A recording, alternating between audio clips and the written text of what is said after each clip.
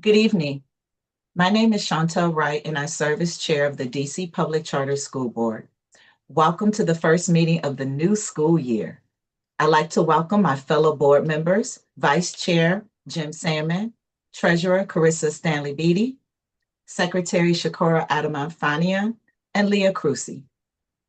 Back to school is always an exciting time because it represents new beginnings, a chance for students to grow, for schools to build on their progress, and for us as a board to renew our commitment to equity, quality, and partnership. Our theme tonight is Back to Purpose, starting strong for students. With every new school year comes possibility, hope, and a sense of urgency. And while that is true again this year, we also know this moment feels heavier. Right outside the doors of our schools, our city is living through the reality of a federal presence that weighs on our families, our students, and our school leaders. We know this makes it harder to focus on the joy and promise of a new school year, and we want to recognize the courage and the resilience it takes for leaders, educators, and families to keep showing up for students in the midst of it all. It is a reminder that our schools are not isolated from the world around them. They are in it, and often the safest and most stable place children have. That is both a gift and a tremendous responsibility. As a board, our mission remains steady and clear to ensure every student in the district has access to a quality public education. This means staying grounded in our purpose, focusing on equity and fairness, and standing alongside schools as they take on the hard but vital work of educating students in uncertain times. This year, you'll notice each of our monthly meetings will be framed around a theme. We are doing this to give structure to our conversations, highlight the priorities that matter most, and make it clearer how our decisions connect to the lived experiences of students and families. As a board, we hold ourselves to the same high expectations we set for schools. That means asking the right questions, listening carefully, engaging the community, and making decisions with students at the center. It also means upholding the promise of public charter schools, that they exist to serve all students and that equity and excellence must go hand in hand. So as we begin this school year, let's remember that the challenges are indeed real, but so is the opportunity. Tonight's agenda and every agenda this year reflects our responsibility to students, families, and the city we all love and serve. Thank you for being here, and thank you for your partnership as we move forward in this work together. Let's have an amazing school year. Now I'll turn it over to our Executive Director, Dr. Michelle Walker Davis. Thank you, Chair Wright. Good evening and welcome, everyone. Like the chair, back to school has always been my favorite time of year. There's a special energy across the city, students reuniting with friends, families resetting routines, and educators bringing fresh ideas into the classroom. For me, this season captures both excitement and purpose.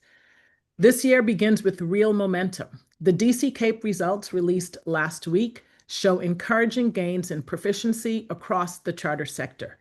It's proof that when schools, families, and communities work together, our students benefit. And while we know there is still more work to do, we should take a moment to acknowledge and celebrate this progress. This season is a reminder that while it's a new year, we remain deeply committed to the same mission. Our mission remains constant, supporting quality, ensuring fairness in our approach, and partnering with schools to give every student the best possible start to the school year. In practice, that means engaging deeply with schools and communities, holding high standards while providing meaningful support, and always keeping students at the center of our work. As part of that commitment, I want to share some of the ways our staff will be engaging with you and the public through this year's board meetings. We'll bring forward presentations on our progress toward the goals in our strategic roadmap, a deep dive into the DC CAPE results and Aspire, and monthly updates on financial oversight.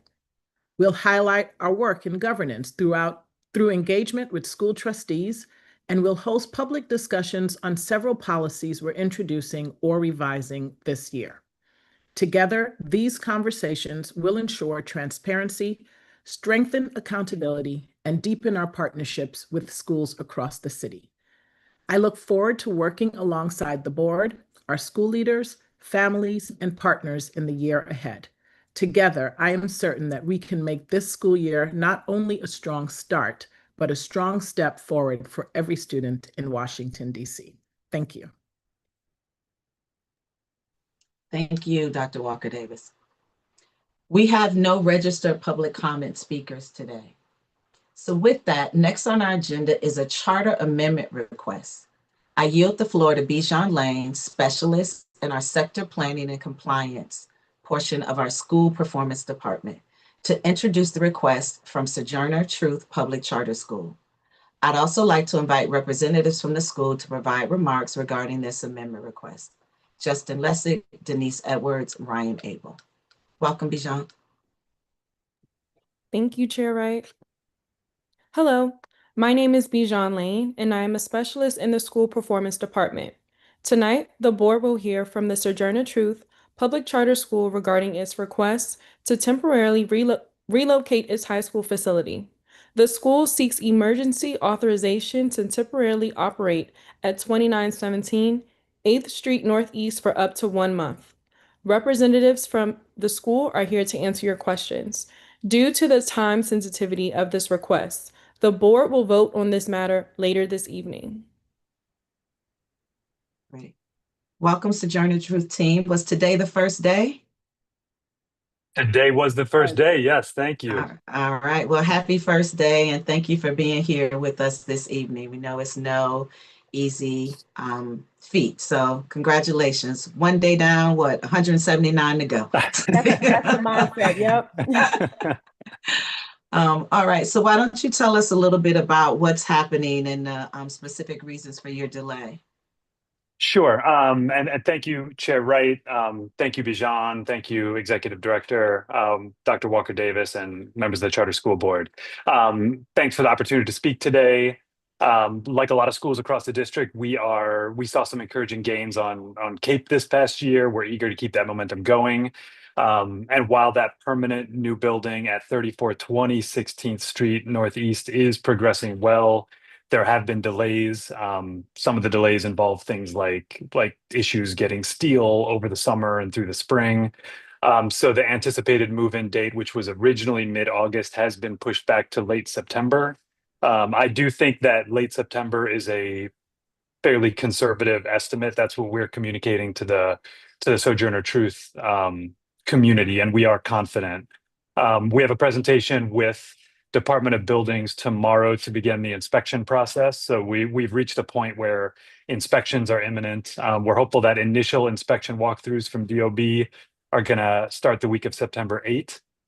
That would allow for any necessary, if there's remediation or anything that they may need. I think they usually give 10 days following that before a follow-up inspection. So we're confident that would allow time for us to still have a smooth, very controlled move-in prior to the week of September 29th. So that September 29 week is the one that we are sort of communicating out. In the meantime, the site that we have applied with you all for, 2917 8th Street Northeast, has been a really, it is a really wonderful environment for kids to start the year with, without any real disruptions. It's in great condition. It's got more than enough classroom space.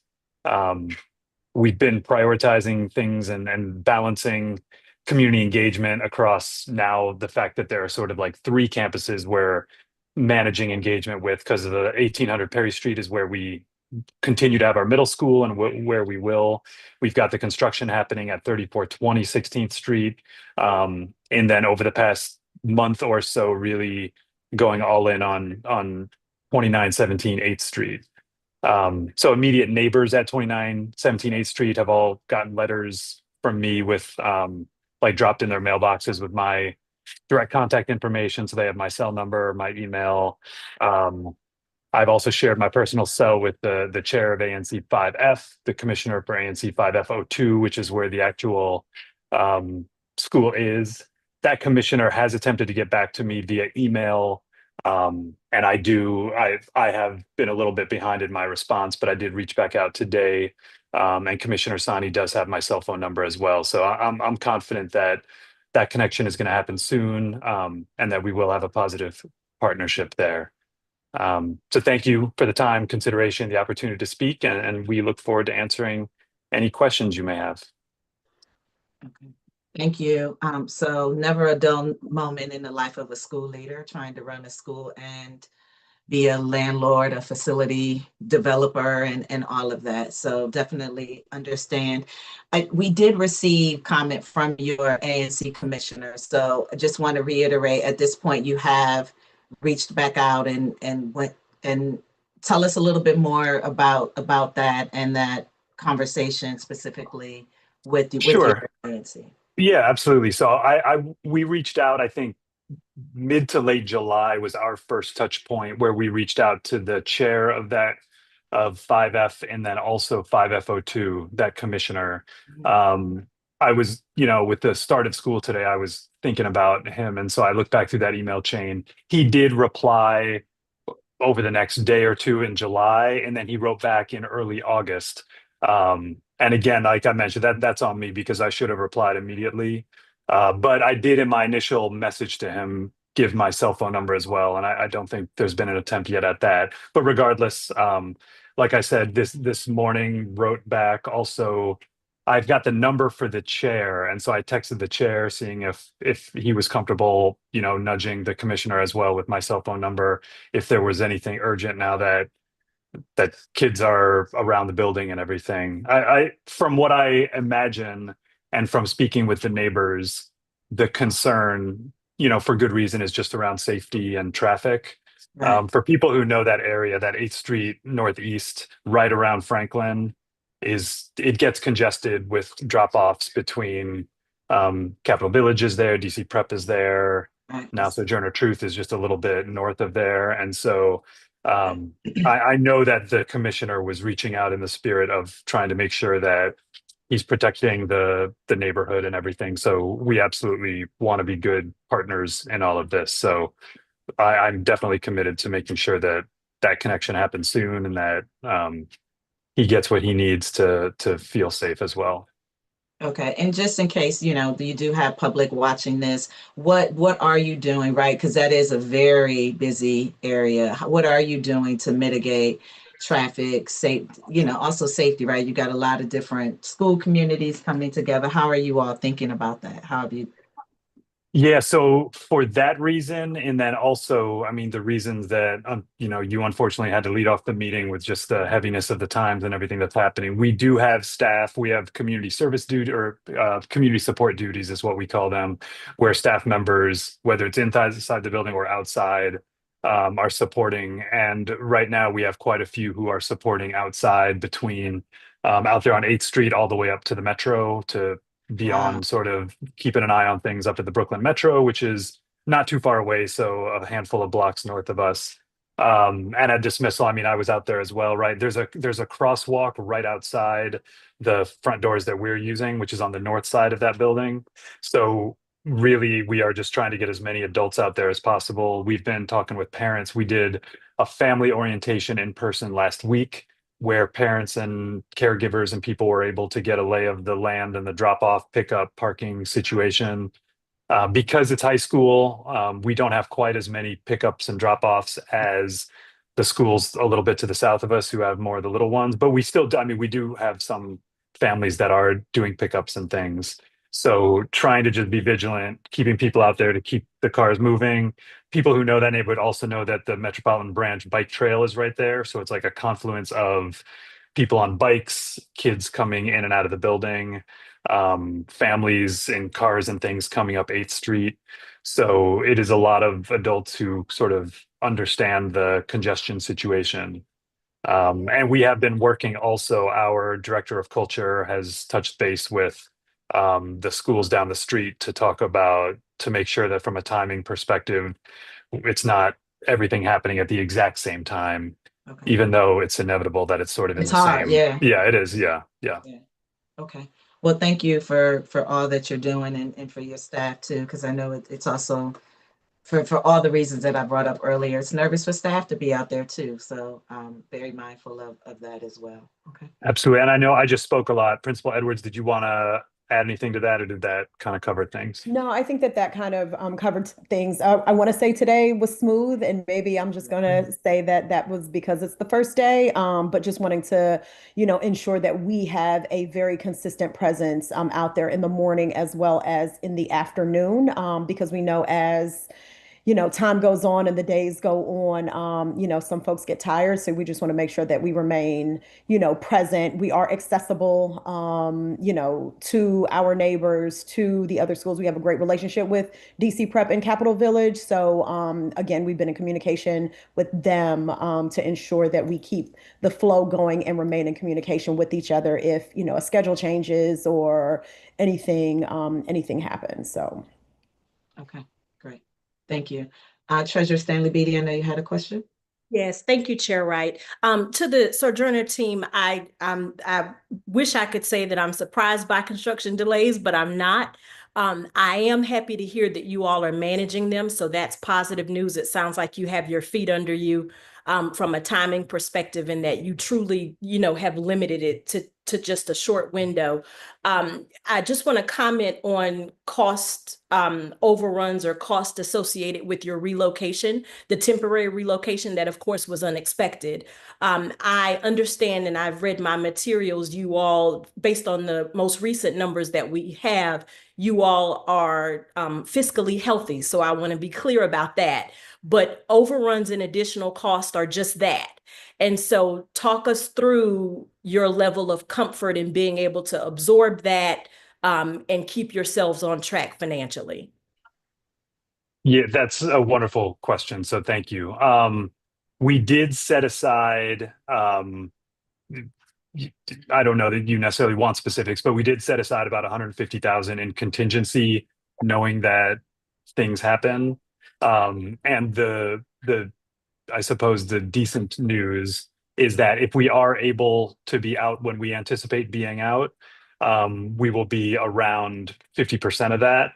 And in a worst, well, I shouldn't say, I should watch what I say about worst case scenarios, but even if it were to be another month, we would still be comfortably under that contingency. Great. That's excellent. And that's not additional contingency. That's what you originally budgeted for. Correct. Yeah. Very good. I'm satisfied, Chair Wright. Thank you. Board Member Cruci. Thank you for this and congratulations on your first day.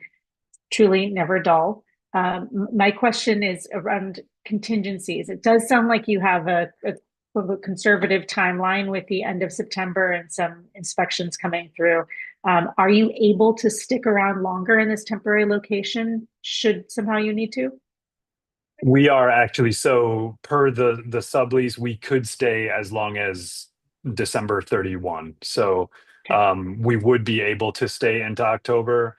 I know that Denise and I don't love speaking that into existence or anything, but we from a safety standpoint, we are able to. Got it. Thank you. Vice Chair Salmon. Thank you for your presentation and congratulations on your great start to the school year. My question is about your community outreach. Our role in approving the relocation of a school is limited, but one thing we need to assure ourselves of is that there has been outreach to the community, both the internal community, your families and staff, and external outreach. I've heard you talk about the outreach to the Advisory Neighborhood Commission.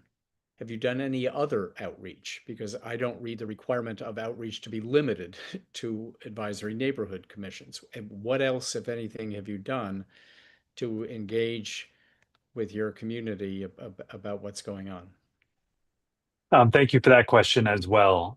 So from sort of the external aspect of things, we've also been in regular communication with Councilmember Parker's office. So they are aware. We've been doing a lot. I know you mentioned both external and internal. We began, and as you can imagine, through the spring, we were really hoping to still be on track to be able to open in August. And so it was sort of late spring when we started communicating to staff and to families as well that this was going to be close and that this was a target we were trying to hit, but we may not hit it. And we talked about the search that we were doing for contingency space and what we were looking for in contingency space to try to get feedback from families around biggest priorities, because of course there are families or in groups that have a student in the middle school and a student in the high school. And this swing space, for example, that we're talking about is a little bit further away from the middle school than the permanent high school will be. And so those conversations and community meetings started in sort of the late spring. We did sort of a cadence of roughly monthly updates, both to staff and then also to families through the summer. And that, the message kind of shifted to, hey, we're trying to make this happen, to we are conservatively anticipating needing swing space for anywhere from 2, 3 up to maybe 4 or 5 weeks of school. And we're, looking in this particular area. And then within, I would say, the last probably 4 weeks, we have been messaging more specifically about this space. But it did come down to the wire in the sense of the lease was signed on this space on August 14th. So, even the week of August, I think that was August 11th or something, throughout that week, we were still talking with other potential sites just in case 2917 8th Street was not able to come to fruition. So we feel very fortunate, and we feel good about the communication we were able to give both internally and as much as possible externally. Yeah, I'd like to ask a follow-up question. I'm fine with the outreach that you did internally. Admirable, great. My question is focused solely on external outreach. And I'm hearing you've communicated with the advisory neighborhood commissions. I believe there are 2 of them, and with the council member. I'm concerned about neighbors. I'm sorry. I think the outreach to the ANC and to the council member is necessary but not sufficient. The issues in a school location are traffic and disruption and noise that affects neighbors. Who have you reached out to beyond the ANCs and the council member? So I personally went door to door in the neighborhood. It was only a 1 block radius, but I did go all through that block. So all of those neighbors got a personal letter from me, with my cell phone number and with my email address. And then in 2 different situations, they did reach to me, and we discussed sort of the traffic concerns that they had on 8th Street. Okay, thank you. I'm going to have the same question for others later tonight about external outreach. You got to do more than just the ANC. Thank you. Thank you. Okay. Thank you, Sojourner team. I don't think there are any other additional questions. You can stick around. We will be voting on this due to the emergency nature of this and our next portion of the meeting. So thank you. Thank you all. This concludes the public hearing portion of our agenda. May I have a motion to approve tonight's agenda? I move to approve the charter. Oh, sorry. I move to approve the August 25, 2025 board meeting agenda. Second. Secretary, can you call roll, please? Yes. Chair Wright. Aye. Treasurer Stanley Beatty. Aye. Vice Chairman Sandman. Aye. Board Member Crucy. Aye. And I am an aye, Chair. All right. Motion passes. Our agenda is approved.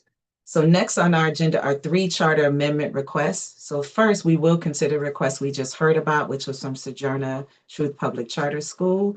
I don't think I need to bring Bijan again. So colleagues, given that we just heard from them, I will now entertain a motion.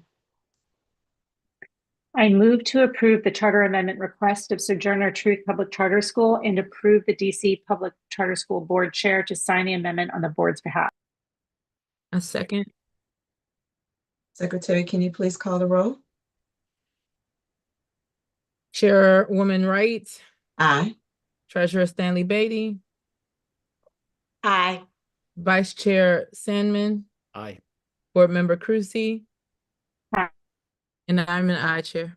All right, motion passes. So next we will consider a request from Youth Build Truth. I don't think it's Truth. Youth Build Public Charter School. I yield the floor back to Bijan, who will introduce this request.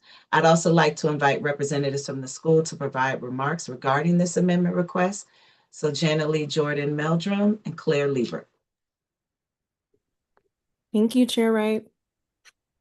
Thank you. DC PCSB staff recommends its board vote to approve Youth Build DC Public Charter Schools request to relocate from 3220 16th Street Northwest to 419 7th Street Northwest ahead of school year 2025-26. Thank you. Good evening, Claire. Do you have Jana Lee joining you, or is it just you this evening? Just me. Okay, and was today first day for you as well? No, we actually started last Tuesday. So Oh, wow. All right. Well, what is that? 5 days, and congratulations on day 5. Thanks. So I think we had an opportunity to hear from you before we went on a kind of our break for July.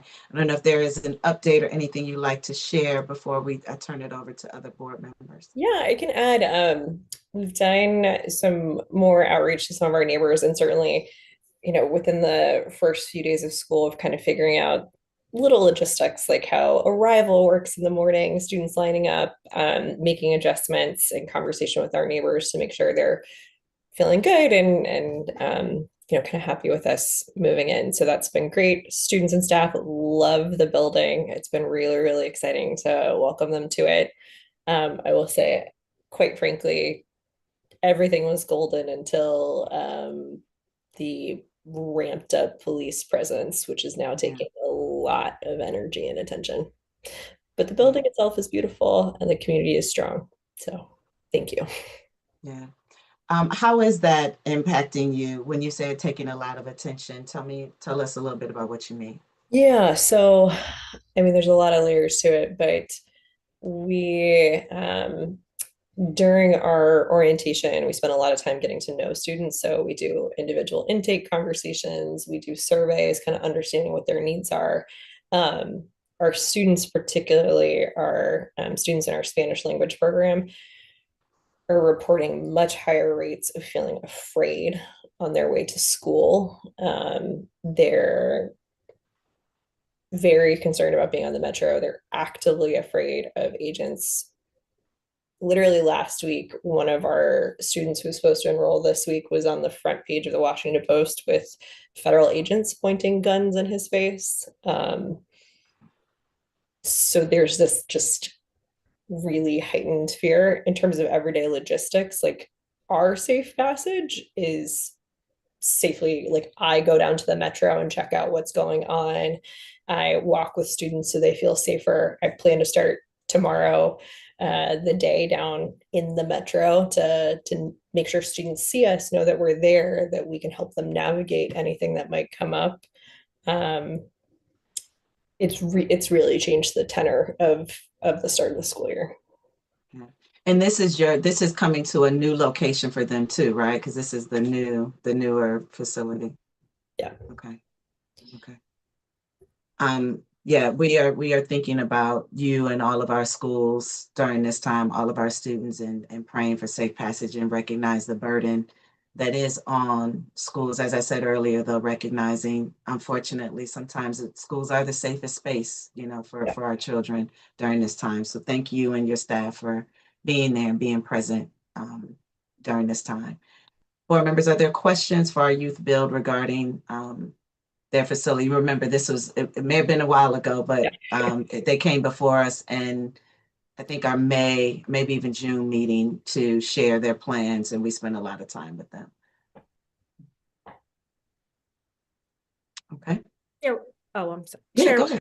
can I just ask a quick question to the team? I thank you for reminding us. I do remember spending quite a bit of time about this when we heard from the team before, and I remember being satisfied with the questions that I had. Remind me, Clara, I know you are financing the facility construction sort of half and half through your own cash and then also through a tenant improvement allowance. And then you've also got rent abatement that kicks in, right? Correct. I remember thinking this and can't remember if I asked you in terms of the interplay between the tenant improvement and the rent abatement. If you take less of the tenant improvement, because it sounds like you've got a little more than what you need, does that affect your rent abatement at all? I would have to go back and double check. Okay. Apologize. My brain is fully in like start of school year, but Okay. And it's a technical don't question. believe so. Yeah. But Yeah. I can get back to you for sure. Yeah, perhaps staff, Dr. Walker Davis can just note the question. Like I say, I only ask it because based on my reading, and you correct me if I'm wrong, about 1.1 of your project cost is what you need for tenant improvements, and you've got a little bit more than that. So I'm curious if there's some savings for the landlord in terms of the abatement, or if the abatement is stagnant. It may be that it doesn't change. I believe that it's stagnant, but I will confirm Okay. to be sure. Okay. All right. It's yeah, like I said, it's just a technical question and I'm curious. Aside from staff following up with you, I'm fine. Great. Thank you. Colleagues, I will now entertain a motion. I move to approve the charter amendment request of Youthfield Public Charter School and approve the DC PCSB board chair to sign the amendment on the board's behalf. Second. Secretary, will you please call roll? Yes, Chair Wright, Aye. Treasurer Stanley Beatty, Aye. Vice Chair Sandman, Aye. Board Member Crucy, Aye. and I'm an aye as well, Chair. All right, motion passes. All right, Claire, you also be safe, you and your staff, as you're going out to take care of your students. And it is our hope that you have a beautiful facility and that you and your students get to enjoy that, even that the passage is just as safe. So have a great school year. Awesome. Thank you. Thank you. Bye-bye. All right, finally, Bijan will introduce a request from LAYC Public Charter School. I'd also like to invite representatives from the school to provide remarks regarding this amendment request. Nicole Hannaran and Erica Rivera. Thank you again, Chair Wright. DC PCSB staff recommends its board to vote to approve LAYC Career Academy Public Charter School's request to relocate from 3224 16th Street Northwest to 750 First Street Northeast ahead of school year 2025-26. Good evening, Nicole. And I think I said your name incorrectly. To help me say it better, please, correctly. No problem. It's Han. Hanrahan. Okay, Yeah. Hanrahan. All right. Good evening. Is Erica joining us, or is it just you? I think she's just listening. I'm prepared to make remarks and to answer any questions you have. Okay. So tell us a little bit about what's going on. Well, so thank you so much for having me here today. We're very excited about the move to 751st Street Northeast. The facility is going to be designed exactly to our specifications and includes more space and better transportation options. We had originally hoped to be in the new space by September 2nd, but due to construction delays, we are now moving in between September 15th and September 22nd. We have a plan in place for virtual learning for the first 2 to 3 weeks, and we have the support of staff from both OSSI and PCSB for this.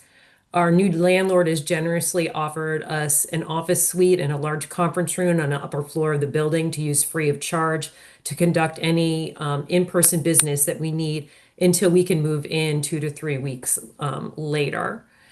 I was originally kind of upset about the change of plans, but given the conversation you just had with Claire, we've been also hearing from our students a lot of concerns about coming in person. And we've actually seen enrollment in our English language learner program much lower than normal this year. whereas our other programs are very full.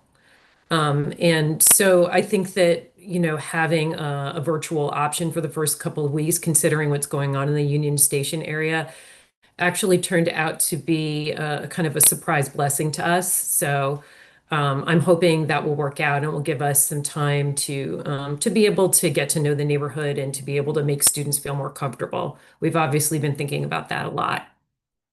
I also did want to touch on some of the other questions that had come up when we last spoke in June. I'm happy to report that our construction project will finish within budget. The thing that was holding it up was 20 aluminum door frames, and they are arriving tomorrow. We have full confirmation. So the timeline that I presented to you is on spot, and we have no reason that there will be any more problems beyond that. But if we do, then we have even more backup plans. We expect that actually we'll be on budget, maybe even slightly under budget. And to answer the questions about that, any money that we don't use from our tenant improvement allowance comes into us as additional rent abatement. And we get 25% rent abatement from now until somewhere between 2031 and 32. I also wanted to address some of the external community outreach things that were brought up at the last meeting. And we have done a lot more since then. First, we reached out to all the schools that were within a 1 mile radius of our new building. You can see the full list of schools that we reached out to in your packet. The responses that we've received from schools have all been positive. A few like Stuart Hobson, Friendship, and Mundo Verde welcomed us to the neighborhood, while others like Dunbar and Kingsman Academy have set up meetings to actually talk about partnerships.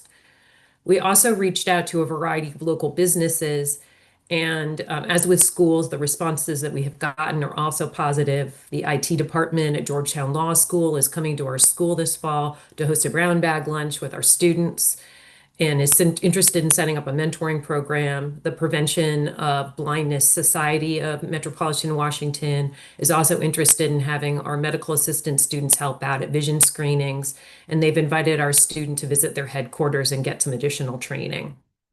Finally, our new ANC commissioner is happy to have us in the neighborhood, and she supplied us with a letter of support that's also included in your packet. The area right around the school is not very residential.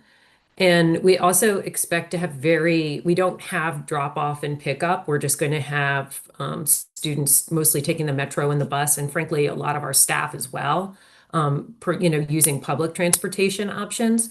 So we don't have the problem that a lot of other schools have with a lot of neighbors complaining about drop off and pickup, because we don't have any, and also it's not really a residential area. Those two reasons. I would love to answer any questions you can, and I thank you for the opportunity to come talk to you today. Thank you, Nicole. First, I just want to, again, for all of our school leaders, and I think particularly those who are serving adults and in areas that we know are just being targeted, right? Like, and what that means for you as school leaders, but then also for your families and for your students who are just trying better. Our thoughts are really with you. And I think, like you said, sometimes what can seem like a real pain actually might have been a blessing in disguise, at least for right now, particularly given who you serve and where you're located. So thinking about you guys during this time, your packet and your response, the presentation in June was very thorough, but then appreciate the follow-up tonight and answering the questions. I see a lot of board members just kind of confirming and appreciating the follow-up. So I don't think we have any additional questions. Seeing none, I am going to ask for a motion. Go ahead. Go ahead, Leah. I move to approve the charter amendment request of LAYC Public Charter School and approve the DC PCSB board chair to sign the amendment on the board's behalf. Second. All right, Secretary, can you please call roll? Chair Wright, Aye. Vice Chair Sandman, Aye. Treasurer Stanley Beatty, Aye, and thank you for proactively answering the finance questions. Board Member Cruzy, Aye. and I'm an aye as well, Chair. All right, motion passes. All right, you got your doors coming in tomorrow, Nicole. Now it's just a matter of getting them in. And I hope we're going to have a ribbon cutting in the winter. I hope you all be able to come. We'd love to have you. Oh yes, please definitely send us the invite. And again, just thinking about you guys during this time. Have a great year. Thank you. Thank you so much. Thank you. Before we move to our next portion of the agenda, I want to turn it over to our Executive Director, Dr. Walker Davis. Thank you, Chair Wright. I just want to also echo the concerns that you shared about what our school leaders are dealing with at this time, and to mention that I know many leaders are sharing resources and supports among themselves, and also seeking guidance wherever it is available. We at PCSB are also partnering with the Alliance to stand up a town hall specifically for charter families on the safety issues. So we're targeting the first week in September, and we'll have more details out on that soon. But I just wanted to share that we want to create a space where charter families can get the most up-to-date information, recognizing that the situation is evolving, but wanted to name that here at the meeting. Good. Thank you for that. And I'm glad to hear that that's what we are doing. Even sometimes, even if we don't have all the answers, just the power of community, particularly at a time like this, can create just a sense of safety and inclusion at a time that is focused on exclusion. So thank you, and our partner Alliance for doing that. All right, next I will yield the floor. For our next agenda, I'll yield the floor to Treasurer Stanley Beatty. Yes, thank you, Chair Wright. DCPCSB is responsible for monitoring and evaluating the financial health of every public charter LEA. We have strengthened our commitment to transparency by creating a standing financial oversight item on our monthly board meeting agenda. During this portion of the meeting, staff will share updates on financial oversight activities, including updates to the financial monitoring list, citations of fiscal concern, and updates to ongoing financial corrective action plans, otherwise known as FCAPs. Staff may also use this time to offer any deep insights into our work. This standing agenda item creates space for board discussion, it increases public visibility, and it allows for questions and clarification. As we progress into the school year, we will continue to reflect on our financial oversight practices. With that, Chair Wright, I'll turn it over to Will Henderson, our Chief Operating Officer, for this month's financial update. Welcome, Will.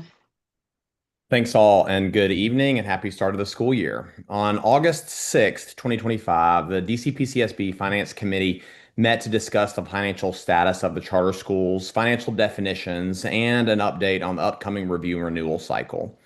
KIPP DCPCS remained in compliance with its financial corrective action plan. Capital Village Public Charter Schools' days of cash on hand as of June 30, 2025, or the fiscal year end, were below the 30 days required in its FCAP.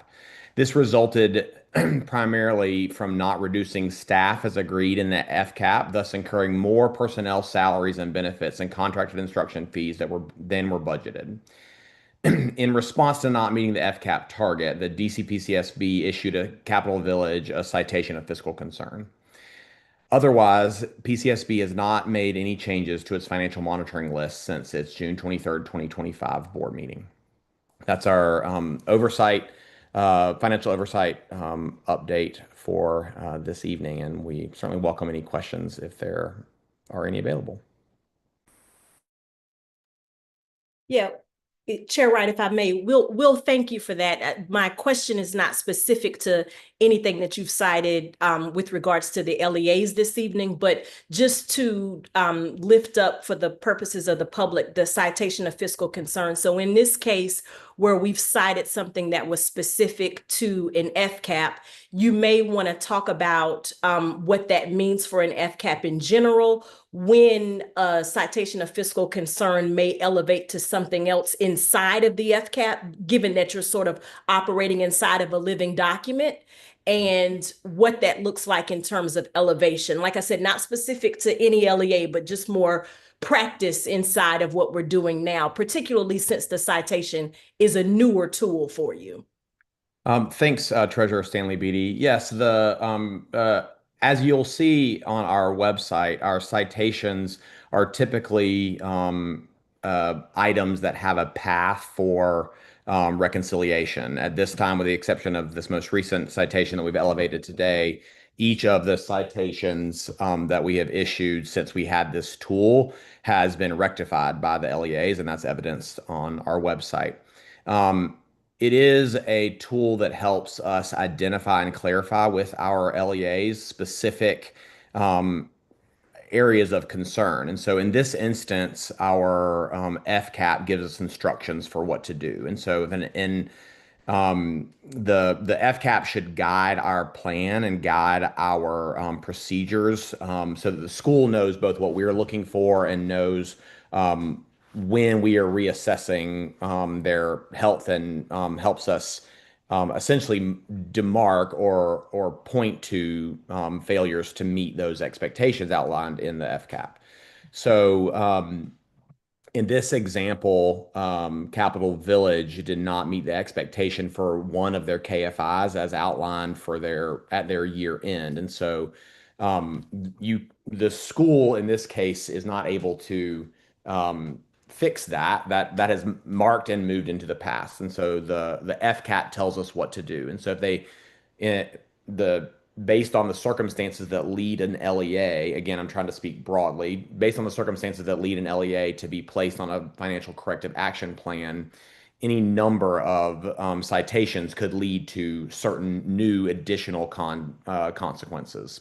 So the FCAP should tell you what the consequence is, because every financial challenge that an organization is having is unique to their own circumstances, of course. And so it could lead us to reassess economic viability. It could provide us evidence for financial mismanagement, for example. Those are both terminology that is outlined in the School Reform Act that guide how we provide oversight to our LEAs. Perfect. Thank you for that, Will. I think it's, oh, I'm sorry, Leah. Oh, I'm sorry. I just was going to have a follow-up question when you're done.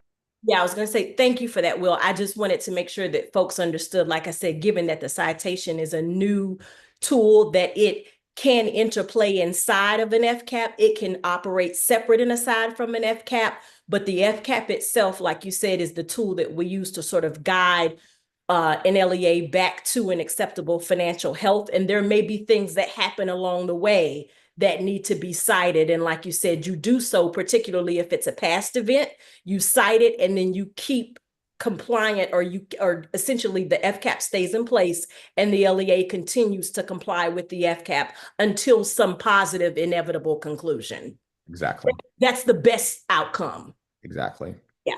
Thank you.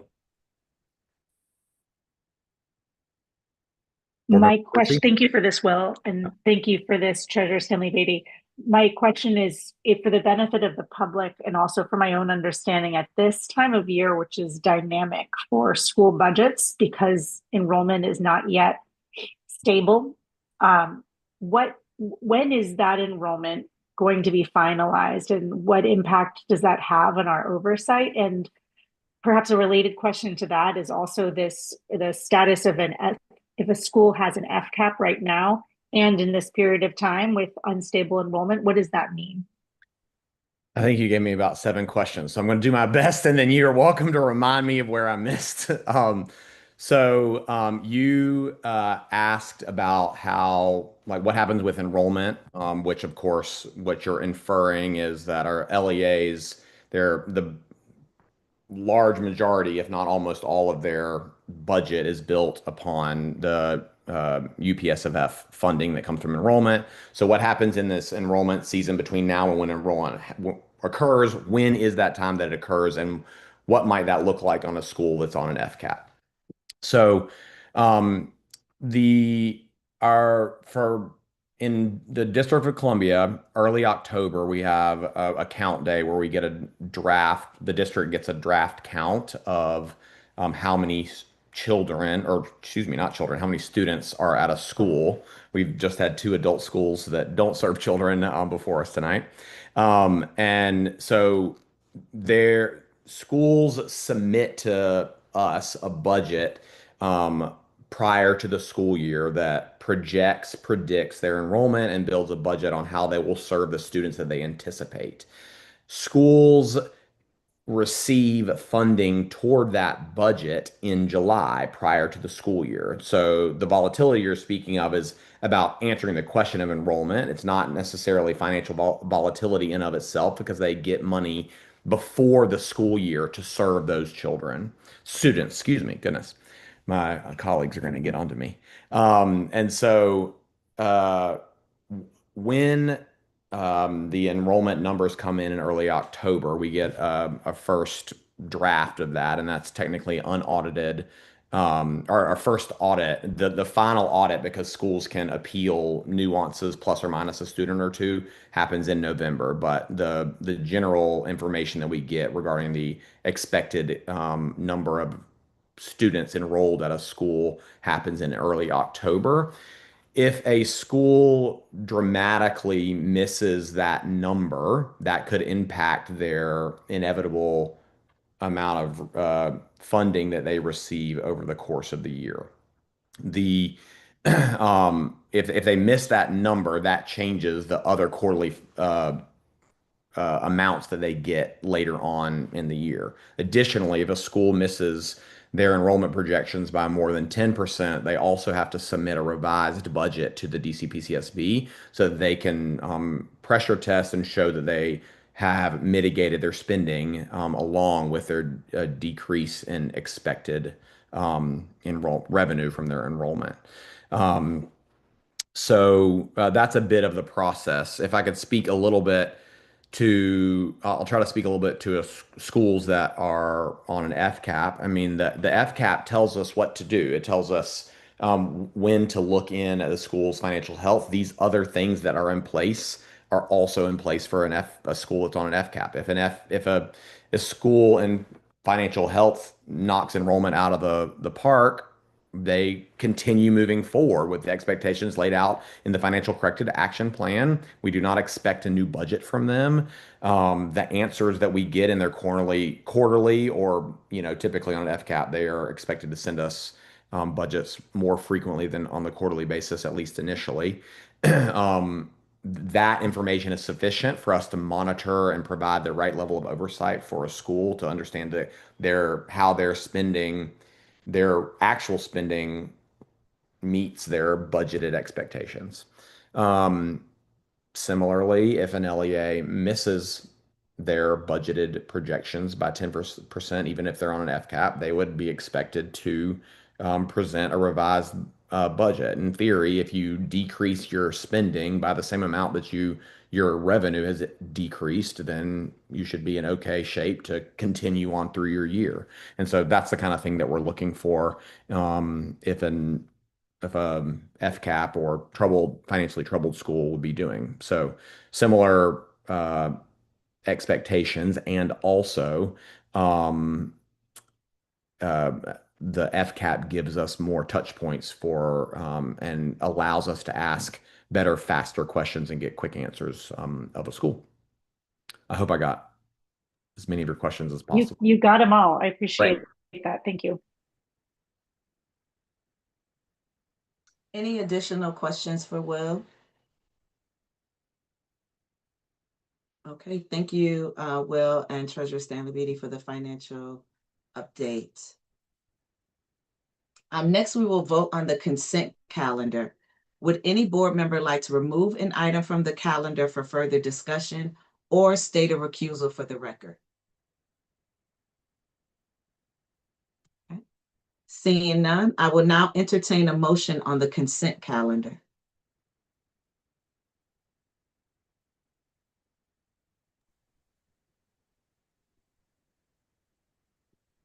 I move to approve all items on the consent calendar.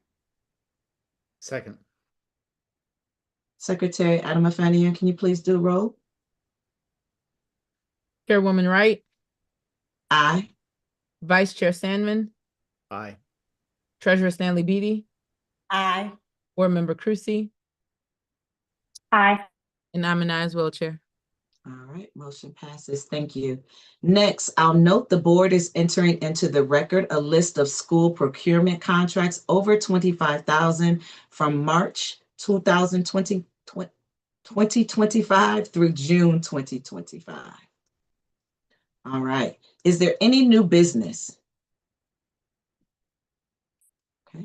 Seeing none, colleagues, I will now entertain a motion to adjourn. I move to adjourn the August 25th, 2025 board meeting. Second. All right. Secretary Adam Fanning, please call roll.